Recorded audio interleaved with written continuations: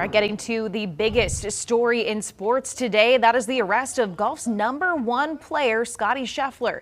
We brought this to you as breaking news earlier this morning.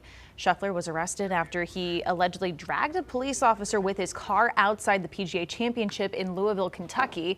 A police report says that the detective had to go to the hospital after. Scottie was released and played at the round 2 of the tournament today. Yeah, played pretty well today also. And there are questions about this incident. What all went down, what all really went down, and also Scheffler's release. Chief Legal Analyst Khalif Rhodes is here. Now, Khalif, Scheffler, let's first off start with the charges, including second-degree assault of a police officer and reckless driving. And others, one's a felony. Yeah, so he's got 2 misdemeanors, one in traffic infraction and then 1 felony. That assault on a government official or police officer is a felony, Class C felony in their state. North Carolina felonies go from A to I, right? That's the highest is A, lowest is I.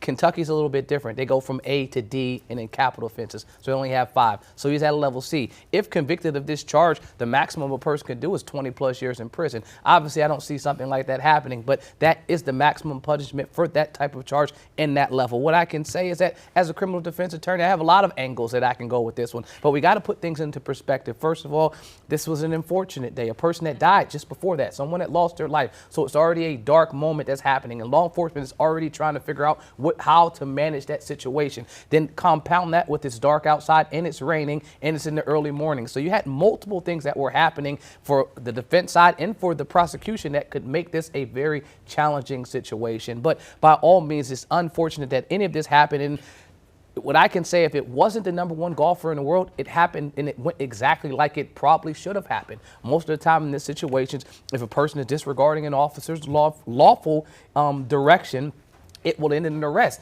And I will add this portion. In Kentucky, he's lucky because in 2014, they had a very similar incident like this where the officer got on the hood of the car and shot and killed the person. Wow. So they have a history in that state of this type of incident happening that gets way worse than what happened today. And like you mentioned, a chaotic situation. Scottie has said it was chaotic. He was trying to follow orders. There were reports that other players were allowed to go through and that they only really stopped him.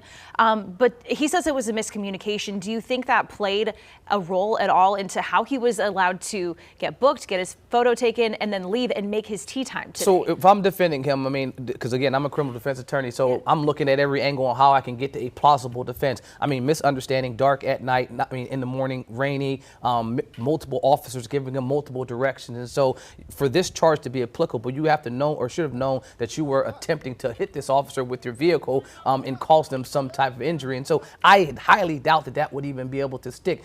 Him in terms of getting out, being the former chief magistrate, I handled conditions for release here in Mecklenburg County. They have something similar there. They look at his risk analysis. What's his risk to committing some crime, specifically a new violent crime? What's his risk of failing to appear? Both of those are extremely low. Again, he's the #1 player in the world. It's really not hard to find. He's going to be on ESPN a few minutes after that talking about what happened. And so the likelihood of him not coming back to court is very unlikely, and so that process would have been extremely smooth. That's the only thing that would have been different than a normal citizen getting arrested, because most folks aren't on ESPN playing in the middle of a golf tournament, so you know where to find him. He's not going anywhere. They have set a new court date for him, which is the 21st, so even after the tournament's over on Sunday, he'll have to stick around because the 21st is right around the corner. Yeah, and you know, it's going to, video of the body camera is going to tell a lot of stories out of that. I quickly like to say this. I'd like to see the body cam footage. Again, yeah. I know we got to wrap up, but that will tell the whole picture, because if the officer is alleging that he disregarded my order and then I had to attach myself to the car to try to stop him, well, the body cam will show that. Where's that de-escalation technique, though? It seemed like it didn't happen this morning at all. Body cameras usually tell us a whole lot, Khalif. Thank you.